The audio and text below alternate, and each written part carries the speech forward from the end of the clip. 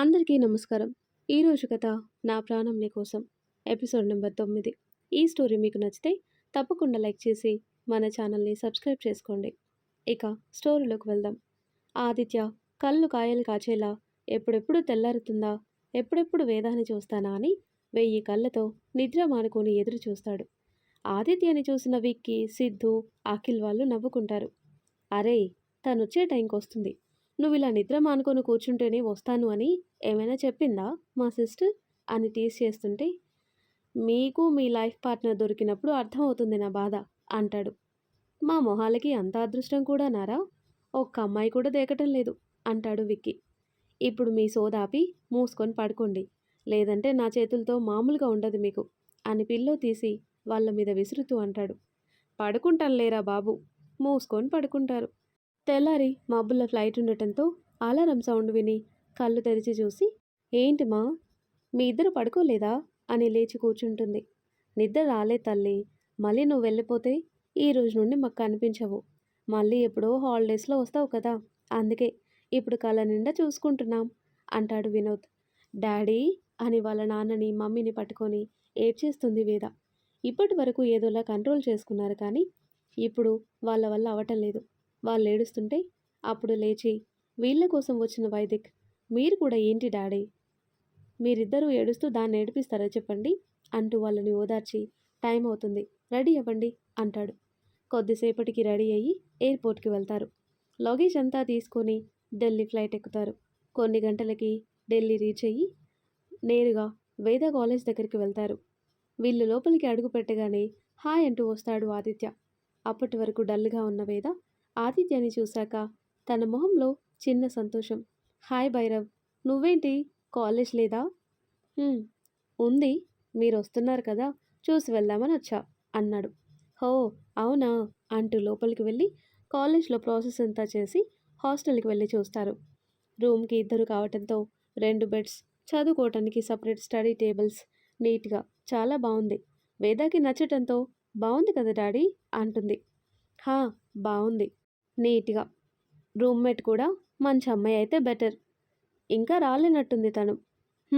ఈరోజే కదా first day, వస్తుందేమో అని అక్కడ కొద్దిసేపు ఉండి వేద లగేజ్ అంతా సెట్ చేస్తుంది వనజ, మళ్ళీ కూతురు సర్దుకోవటానికి ఇబ్బంది అవుతుంది అని. తర్వాత మధ్యాహ్నం హాస్టల్లోని భోజనం చేస్తారు. ఫుడ్ టేస్ట్ చేద్దామని పర్లేదు అనిపించడంతో రిలాక్స్ అవుతారు. ఆదిత్య వాళ్ళని చూసి, ఫుడ్ బాగానే ఉంటుంది అంకుల్, మీరేం టెన్షన్ పడకండి, నేను ఇక్కడే కదా ఉంటాను, ఏ చిన్న అవసరం ఉన్నా నేను చూసుకుంటాను సరేనా, మీరు తన గురించి టెన్షన్ పడకండి అని వాళ్ళకి ధైర్యం చెప్పి భరోసా ఇస్తాడు. వాళ్ళకు కూడా కొంచెం టెన్షన్ తగ్గుతుంది. దగ్గరలో మన మనిషి ఉంటే ఆ ధైర్యం వేరు కదా. సాయంత్రం వరకు అక్కడే ఉండి వాళ్ళకి రిటర్న్ ఫ్లైట్ టైం అవ్వడంతో ఇక వెళ్ళాలని లేకున్నా కూతుర్ని హక్ చేసుకొని 100 జాగ్రత్తలు చెప్పి బాయ్ తల్లి అంటాడు. వైదిక్ కూడా అప్పటి వరకు నార్మల్గా ఉన్నా తనని ఒక్కదాన్ని వదిలి వెళ్ళాలి అంటే బాధగా ఉంటుంది. కానీ తను డల్ అయితే అందరూ డల్ అయిపోతారు అని తల్లిదండ్రుల కోసం స్ట్రాంగ్గా ఉండి చెల్లిని దగ్గరికి తీసుకొని, నీకే అవసరం ఉన్నా ఒక కాల్ చేయి, నా ఫ్రెండ్స్ చాలామంది ఉన్నారు, ఇదిగో నీ ఫ్రెండ్ ఆదిత్య కూడా ఇక్కడే ఉన్నాడు, నువ్వు ఇలా ఏడిస్తే ఎలా చెప్పు, నా చిట్టి చెల్లి కదా, ఊరుకో అని ఊరుకోబెట్టి తన ఫేవరెట్ చాక్లెట్స్ ఇచ్చి బాయ్రా టైం అవుతుంది అని కూతుర్ని విడిచి వెళ్ళలేక ఆదిత్యాన్ని చూసుకోమని చెప్పి వెళ్తారు. అప్పటికే వేద పాపకి ఏడ్చి ఏడ్చి వెక్కిళ్ళొస్తున్నాయి. కళ్ళు మొత్తం రెడ్డిగా అయ్యి ఉబ్బిపోయాయి. మిత్రవిందా, ఏంట్రా ఇది, ఇలా ఏడుస్తారా చెప్పు, నువ్వు ఇక్కడ ఏడుస్తూ ఉంటే అక్కడ వాళ్ళు నీ గురించి టెన్షన్ పడరా చెప్పు, నువ్వు ఇక్కడ హ్యాపీగా ఉంటేనే అంకుల్ ఆంటీ వాళ్ళు రిలాక్స్డ్గా ఉంటారు, నేనున్నాను కదా, ఊరుకోమా అని సైడ్ హాక్ చేసుకుని నీళ్లు పట్టిస్తూ వెన్ను నిమురుతూ ఊరుకోబెడతాడు. కొద్దిసేపటికి కొంచెం నార్మల్ అవుతుంది. సరే భైరవ్, నువ్వు వెళ్ళు, మళ్ళీ నీకు టైం అవుతుంది అంది వేద. పర్లేదు, నా కాలేజ్కి నీ కాలేజ్కి ఎక్కువ డిస్టెన్స్ లేదు, జస్ట్ 4 కిలోమీటర్స్ అంతే, మెల్లిగా వెళ్ళొచ్చు అని కొద్దిసేపు మాట్లాడి వేద ఓకే అనుకున్నాక, ఓకే మరి నేను బయలుదేరుతాను, రేపు ఫస్ట్ డే కాలేజ్ కదా, ఆల్ ది బెస్ట్, జాగ్రత్తగా ఉండు, ర్యాగింగ్ ఉంటుంది కొంచెం చూసుకో, ఏదున్నా వెంటనే కాల్ చేయి, నీకెప్పుడూ అందుబాటులో ఉంటాను అని చెప్పాడు. ఓకేనా, కొంచెం నవ్వచ్చు కదా అంటూ వేద వైపు చూస్తాడు. చిన్న స్మైల్ ఇస్తుంది. No no, no fake smile, ఎప్పుడు నాకు చెప్పేదానివి నవ్వుతూ ఉండాలి అని. ఇప్పుడు నువ్వే నవ్వటం లేదు. స్మైల్ స్మైల్ అని వేద పేదాలు సాగదీస్తూ అంటాడు. అప్పుడు స్మైల్ వస్తుంది వేద మొహంలో. అది అలా ఉండాలి మిత్రవింద అంటే. సరేరా బాయ్ అని ఒక హగ్ ఇచ్చి వెళ్తాడు. ఇక తను కూడా రూమ్‌కి వెళ్తుంది.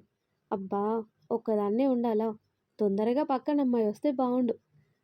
ఎలా ఉంటదో, తానెలాంటిదో, నాతో అడ్జస్ట్ అవుతుందో లేదో అని పరిపరి విధాలుగా ఆలోచిస్తూ ఎప్పటికో నిద్రపోతుంది. ఆ తర్వాత ఫోన్ రింగ్ అవుతుంటే నిద్దట్లో లేచి కాల్ లిఫ్ట్ చేస్తుంది.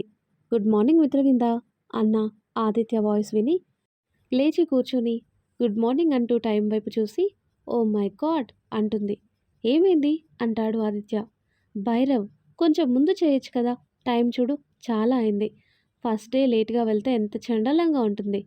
నైట్ కొత్త ప్లేస్ అవ్వటంతో నిద్ర పట్టలేదు. ఎప్పుడో తెల్లారే ముందు నిద్ర పట్టింది. అందుకే మెలకు రాలేదు అని ఏడుపు మొహంతో చెప్తుంటే కూల్ కూల్ ఏం కాదు. ఫస్ట్ డేనే ఏం క్లాసెస్ ఉండవు కదా. లేచి ఫ్రెష్ అయ్యి కాలేజ్కి వెళ్ళు. నేను లంచ్ టైంలో కాల్ చేస్తా. "హ్మ్. ఓకే" అని ఫాస్ట్‌గా బ్రష్ చేసి, స్నానం చేసి, బెడ్ మీద డ్రెస్ కోసం చూస్తుంది. ఓహ్! ఇది హాస్టల్ వేదా!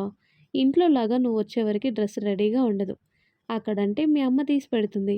ఇక్కడ నువ్వే తీసి పెట్టుకోవాలి. ఐ మిస్ యూ మా అనుకొని కబోర్డ్ దగ్గరికి వెళ్లి చూస్తుంది. ఏం వేసుకోవాలబ్బా! ఫస్ట్ డే కదా! అని అన్ని డ్రెస్సులు చూస్తూ తల కొట్టుకొని, హతవిధి ఎంత కష్టం వచ్చింది వేదా నీకు. ఎప్పుడన్నా సెలెక్ట్ చేసుకున్న మొహమా నీది? ఇప్పుడు చూడు ఏం వేసుకోవాలో కూడా తెలియటం లేదు అనుకొని ఆదిత్యకి కాల్ చేస్తుంది. ఏంటి ఇందాకే కాల్ చేశా కదా! మళ్ళీ ఏం గుర్తొచ్చిందో అనుకొని కాల్ లిఫ్ట్ చేస్తాడు. ఏంటి మేడం కాల్ చేశావు? హుహుహు. నీ మిత్రవిందకి ఒక కష్టం వచ్చింది. ఏంటో అది అని నవ్వుతూ కాలేజ్‌లోకి వెళ్తూ అడుగుతాడు. మరేమో నాకేం డ్రెస్ వేసుకోవాలో తెలియటం లేదు. రోజు మమ్మీ సెలెక్ట్ చేసి పెడితే వేసుకోవటం అలవాటు. ఇప్పుడు మమ్మీనడిగితే గాడిదలాగా ఎదిగావు. అది కూడా చేత కావటం లేదా అని సుప్రభాతం చదువుతుంది. కొంచెం హెల్ప్ చెయ్యి అంటుంది వేద. హహా అని చాలా పెద్ద కష్టమే వచ్చి పడిందే అంటూ సాగదీస్తాడు. నీకు నవ్వులాటగా ఉందా? పో నేనే సెలెక్ట్ చేసుకుంటా అని కాల్ కట్ చేస్తుంది అలకగా. అబ్బా అని తల కొట్టుకొని వీడియో కాల్ చేస్తాడు. ఎప్పుడూ లిఫ్ట్ చేసినట్టు లిఫ్ట్ చేస్తుంది. తను టవల్‌లో ఉన్న విషయం గుర్తులేదు పాపకి. వేదాని అలా చూసి ఆదిత్య కళ్ళు పెద్దవవుతాయి. కాల్ లిఫ్ట్ చేసిన వేద ఆదిత్య ఎందుకలా చూస్తున్నాడా అని తనని తాను చూసుకొని భైరవ్ అని గట్టిగా పిలుస్తుంది. వేద పిలుపుకి తేరుకొని వేద నుండి చూపు తిప్పేసి కెమెరా తిప్పు డ్రెస్ సెలెక్ట్ చేస్తా అంటాడు. ఓకే అని కబోర్డ్ వైపు కెమెరా తిప్పితే అన్నీ చూసి అందులో ఒకటి సెలెక్ట్ చేసి ఇది వేసుకో అంటాడు. ఓకే బాయ్ అని కాల్ కట్ చేసి ఇందాక ఆదిత్య అలా చూసేసరికి సిగ్గుగా అనిపించి ఓ గాడ్ వేదా చూసుకోవాలి కదా అని తనని తాను తిట్టుకొని ఆదిత్య చెప్పిన డ్రెస్ వేసుకొని రెడీ అయ్యి మిర్రర్లో చూసుకొని గుడ్ ఎంతైనా భైరవ్ టేస్ట్ సూపర్ అనుకొని బ్యాగ్ తగిలించుకొని వాళ్ళ నాన్నతో అమ్మతో మాట్లాడుతూ కాలేజ్కి వెళ్తుంది. అప్పుడు వెనక నుండి స్కూటీ మీద వచ్చి వేద ముందు ఆపి హాయ్ వేద అంటుంది ఒక అమ్మాయి. పింక్ టాప్లో షార్ట్ హెయిర్ పెద్ద పెద్ద కాటుక కళ్ళతో ఇంచుమించులా వేదాల చాలా అందంగా ఉంది. కాల్ కట్ చేసి ఎవరా అన్నట్టు అయోమయంగా చూస్తుంది వేద. ఏంటి వేదశ్రీ అలా చూస్తున్నారు అంటూ హెల్మెట్ తీసి వేద ముందు నిలబడుతుంది. మీకు నేను తెలుసా? బట్ మీరు నాకు తెలీదు అంది వేద. మిమ్మల్ని డైరెక్ట్గా చూడటం నేను కూడా ఫస్ట్ టైమే. నేను మీ రూమ్మేట్ని. నీ పక్కన బెడ్ నాదే అంటుంది.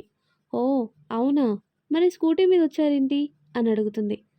ఓ అదా, మొన్నే నేను కాలేజ్లో జాయిన్ అవ్వటానికి వచ్చాను కానీ ఇంకా రూమ్కి మీరు రాలేదు కదా, ఒంటరిగా ఉండటం భయం వేసింది. అందుకే ఇక్కడ మా రిలేటివ్స్ ఉన్నారు, వాళ్ళ దగ్గర ఉన్నాను. ఈరోజు హాస్టల్ వచ్చేస్తాను. ఓ ఓకే, కానీ నా నేమ్ ఎలా తెలుసో చెప్పనే లేదు మీరు అని అడుగుతుంది వేద.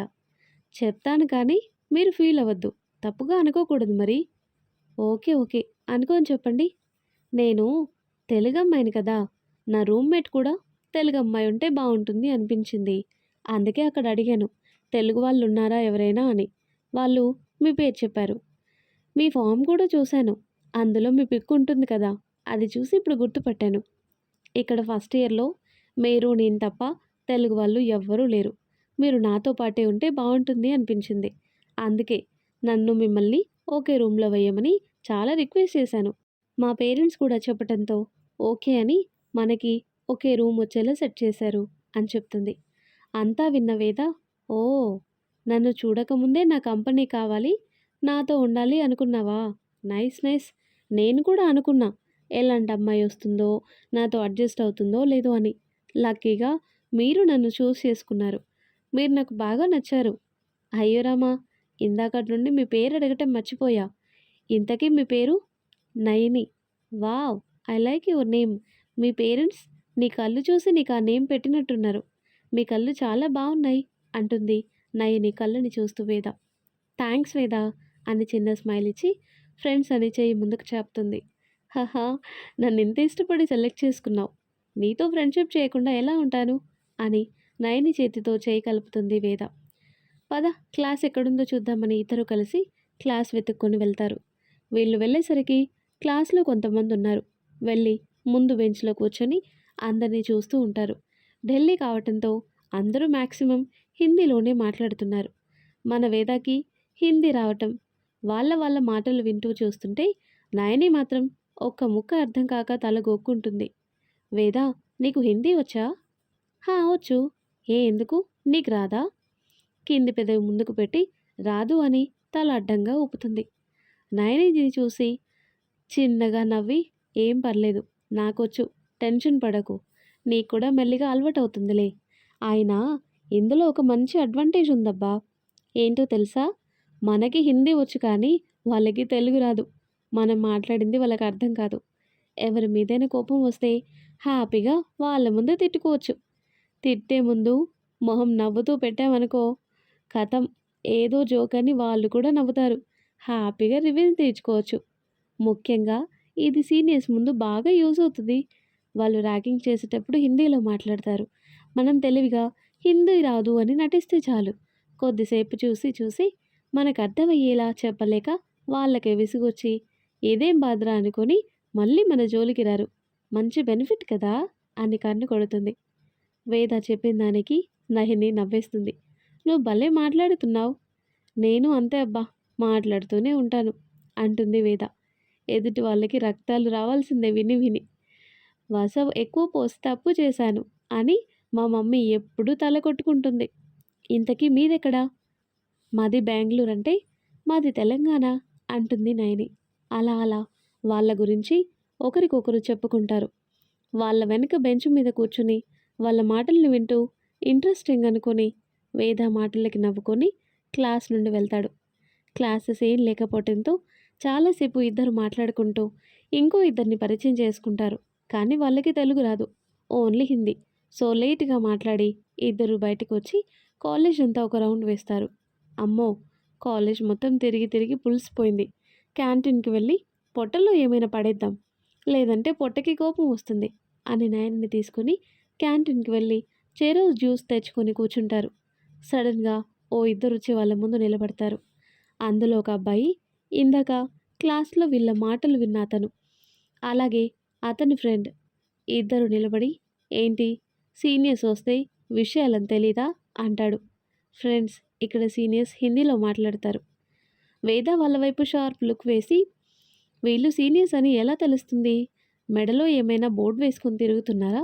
వీళ్ళు వేషాలు అంటుంది నవ్వుతూ. నయని కంగారు పడుతూ, వేద, ఏం మాట్లాడుతున్నావు? వాళ్ళు సీనియర్స్ అంటూ చేతులు నలుపుకుంటూ టెన్షన్గా చూస్తుంది. వాళ్ళకి తెలుగు అర్థం కాదు, నువ్వు కాసేపు సైలెంట్గా ఉండు అంటే వాళ్ళ వైపు చూసి, హమ్కో హిందీ నై ఆతా సార్ అంది అమాయకంగా. బాబ్రే, ఎంత అమాయకంగా చెప్తుంది ఈ పిల్ల. చాలా టాలెంటెడ్. కానీ మనం ఇంకా టాలెంటెడ్ కదా. చూద్దాం ఎన్ని వేషాలు వేస్తుందో అనుకుంటాడు అతను. అచ్చా, తెలుగు రాకపోతే ఏంటి, ఇంగ్లీష్ వచ్చు కదా అంటూ తెలివిగా కళ్ళు ఎగరేస్తాడు. అబ్బా సాడిస్ట్, వీడికి దిక్కుమాలిన తెలివితేటలు బాగానే ఉన్నాయి. నేనే అంటే నాకే పంచు వేసేలా ఉన్నాడు అనుకొని హిహి వచ్చు సార్ అంది వేద. ఓకే అని వాట్స్ యువర్ నేమ్ అని అడిగితే వంకాయ పులుసు ఏం కాదు అని గొనుక్కొని వేద సార్ అంది. ఓకే, మిస్ వేదానా లేక మిస్సెస్ అని అతను సాగదీస్తుంటే కోపంగా చూస్తూ. వెళ్ళి జైల్లో పడతారు అంది. వాట్ అని సీరియస్గా అంటాడు అతను. లేని నవ్వు పులుముకొని హిహి అదే సార్, అండర్ 21లో పెళ్లి చేస్తే బాల్య వివాహం కింద జైల్లో పడతారు అని మా వాళ్ళు సైలెంట్గా ఉన్నారు అని చెప్తున్నా అని కచ్చిగా చూస్తూ చెప్తుంది. ఓ ఓకే అని నయనికి నేమ్ అడిగి తెలుసుకొని మిస్ వేద ఈ రికార్డ్స్ రాయి అని చెప్పి ఓ 2 రికార్డ్స్ చేతిలో పెట్టి విజిల్ వేస్తూ వెళ్తుంటే హలో హలో బాస్, ఏంటి వచ్చారు ఇచ్చారు వెళ్తున్నారు, నేను రాయను అంది వేద. యూ షుడ్ రైట్, సీనియర్స్ చెప్పింది చెయ్యాలి అంటూ చెప్పి వెళ్ళిపోతాడు. నీ ఎంకయ్య ఏమనుకుంటున్నాడు వీడు, నాదే నాకు రాసే ఓపిక ఉండదు, వీడిది నేను రాయాలా, ఏ భగవాన్. నయని వచ్చి అది నీ ఎంకమ్మ కదా, నువ్వేంటి ఎంకయ్య అన్నావేంటి వేద అని అడుగుతుంది అమాయకంగా. వేద తల కొట్టుకొని ఇంత జరిగితే అదొక్కటే పట్టుకొని అడుగుతున్నావా, నా తల్లే, నువ్వు నా బాపతే, ఇద్దరం దొందు దొందే, పద ఇప్పుడు ఈ రికార్డ్ రాసి తగలడాలి, ఎన్ని పేజెస్ ఉన్నాయో చూడు, తిక్క వెదవలు, నేను ఒక్కదాన్నే కనిపించానా, వాళ్ళ కళ్ళు కాకులెత్తుకుపోను, నాతోనే రాయిస్తారా, వాళ్ళ గుడ్లు పేలిపోను అని ఏడుపు మొహంతో నయనితో కలిసి హాస్టల్కి వెళ్తుంది. వెళ్తున్న వేదాన్ని చూసి దూరం నుండి చూసి క్రేజీ గర్ల్ అని నవ్వుకుంటాడు అతను. ఏంట్రా, నీకు తెలుగొచ్చు అని తెలియకుండా ఎందుకు దాచావు ఆ అమ్మాయి దగ్గర, ఆ అమ్మాయి తిడుతుంటే నువ్వు కూడా నవ్వుతావేంటి అని అడుగుతాడు అతని ఫ్రెండ్. నథింగ్, ఆ అమ్మాయి తిడుతున్నా కోపం రావటం లేదు, సో స్వీట్ అంటాడు. స్వీటా, తిడితే స్వీట్ అనేవన్నీ నిన్నే చూస్తున్నా, పదరా నాయన అని అతన్ని తీసుకెళ్తాడు. నైని, నీ లగేజ్, మరి నువ్వు మీ రిలేటివ్ వాళ్ళ దగ్గర నుండి వచ్చావు కదా మార్నింగ్, హా వాళ్ళు తెచ్చేస్తారు, ఇదిగో వాళ్ళే కాల్ చేస్తున్నారు, నేను కిందికి వెళ్ళి తెచ్చుకుంటాను, నువ్వు ఫ్రెష్ అవ్వు అని కిందికి వెళ్తుంది నయని. వేద ఫ్రెష్ అయ్యి బయటకు వచ్చేసరికి నయని బ్యాగ్ కబోర్డ్లో సర్దుతుంది. తను కూడా ఓ చేయి వేసి హెల్ప్ చేస్తుంటే అప్పుడే ఆదిత్య నుండి కాల్ వస్తుంది. హాయ్ భైరవ్. హలో మేడం, ఎలా ఉంది ఫస్ట్ డే కాలేజ్ అంటాడు. నాట్ బ్యాడ్, నాట్ గుడ్, పర్లేదు, బట్ మంచి ఫ్రెండ్ మాత్రం దొరికింది అని నయని గురించి చెప్తుంది.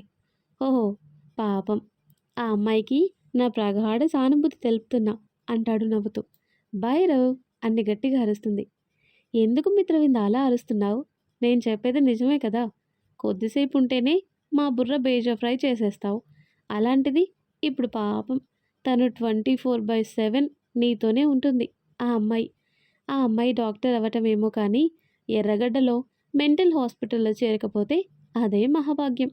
ఓసారి ఆ అమ్మాయికి ఫోన్ ఇవ్వు, ఎందుకైనా మంచిది, చెవిలో కాటన్, అలాగే పక్కన ఒక ఎనర్జీ డ్రింక్ పెట్టుకోమని చెప్తాను, నిన్ను తట్టుకోవాలంటే ఆ మాత్రం ఎనర్జీ కావాలి కదా అంటూ ఆ టైంలో వేద ఫేస్ ఎలా ఉంటుందో ఊహించుకొని పగలబడి నవ్వుతాడు. ఆ భైరవ్ అని గట్టిగా అరిచి కోపం వచ్చి కాల్ కట్ చేస్తుంది. ఫోన్ స్పీకర్లో పెట్టడం వల్ల ఆదిత్య మాటలకి నయని కూడా పడి పడి నవ్వుతుంటే, అబ్బా నయని, నువ్వు కూడా నవ్వుతున్నావా, ఆ ఇడియట్ అంతే, నువ్వు పట్టించుకోకు అని వెళ్ళి అలిగి బెడ్ మీద పడుకొని ఆదిత్యని బండబూతులు తిట్టుకుంటుంది. వేద అలుగుతుందని తెలుసు ఆదిత్యకి. మళ్ళీ కాల్ చేసినా లిఫ్ట్ చేయదు. మేడం గారికి బాగా కోపం వచ్చినట్టుంది అనుకుంటాడు. ఎందుకురా నా సిస్ని ఏడిపిస్తావు అంటాడు పక్కనున్న సిద్ధు. ఊరికే సరదాగా, దాన్ని ఎలా కూల్ చేయాలో నాకు తెలుసులే, రేపు సండే కదా, అందరం టెంపుల్ వెళ్దామా, వేదాన్ని ఇంట్రడ్యూస్ చేయమని దొబ్బుతున్నారు కదా అందరూ. ఓకే, మన బ్యాచ్ అందరినీ చూసి పాపం హళ్ళిపోతుందేమో అని అఖిల్ అంటుంటే, హలో బాబు, అంత జాలిపడకు, అక్కడుంది వేద, వేదశ్రీ గారు, తను కాదు, తనని తన అల్లల్ని చూసి మీరు హడలిపోకపోతే చాలు అంటాడు వేద గురించి తెలిసిన విక్కీ. హాహా అని నవ్వుతుంటాడు ఆదిత్య. అలిగిన వేదాకి మెసేజ్ చేస్తాడు. రేపు మార్నింగ్ టెంపుల్కి వెళ్దాం, నీ ఫేవరెట్ ముద్దుల కృష్ణయ్య దగ్గరికి అంటాడు. మెసేజ్ చూసిన కోపంతో ఏం చెప్పకుండా లేచి డిన్నర్ చేయడానికి వెళ్తుంది. ఎవరు వేదా, ఇందాక కాల్ చేసిన అబ్బాయా అని తింటూ అడుగుతుంది నయని. ఉన్నాడులే ఒకడు, మా బావ వాళ్ళ తమ్ముడు, ఇక్కడే మన కాలేజ్ పక్కన ఇంజనీరింగ్ కాలేజ్లో చదువుతాడు. రేపు టెంపుల్కి వస్తావా, వెళ్దాం అని అడుగుతుంది. ఓకే వస్తాను, బట్ ఎలా వెళ్దాం, మనల్ని పిక్ చేసుకోవటానికి డ్రైవర్ బాబు వస్తాడులే అంది ఆదిత్య మీద ఉన్న కోపంతో. అదే నిజం అనుకుని ఓ ఓకే అని తినేసి ఇద్దరు రూమ్కి వెళ్తారు. వెళ్ళి రికార్డ్ ముందేసుకొని అక్షరం అక్షరానికి ఓ తిట్టు తిట్టుకుంటూ రికార్డ్ రాస్తుంది. ఆ తిట్లు విని నవ్వుతూ, పాపం వాడిని తిట్లు వినాలి, మూర్ఛ వచ్చి పడతాడు అని బెడ్ మీద వాలుతుంది నయని. తిట్టాలా తన్నాలా? వేద ఇక్కడ. వేదతోనే రాయిస్తున్నాడు. టైం వస్తే నా తడాకా చూపిస్తా అని ఎలాగోలా రికార్డ్ రాసి తన టెడ్డీని చుట్టుకొని బజ్జుంటుంది. మరి ఆ తర్వాత ఏం జరుగుతుందో నెక్స్ట్ వీడియోలో తెలుసుకుందాం. ఎంతో ఇంట్రెస్టింగ్గా ఉండే ఈ స్టోరీ నెక్స్ట్ పార్ట్స్ కోసం ఈ వీడియో లైక్ చేసి మన ఛానల్ని తప్పకుండా సబ్స్క్రైబ్ చేసుకోండి. Thanks for watching.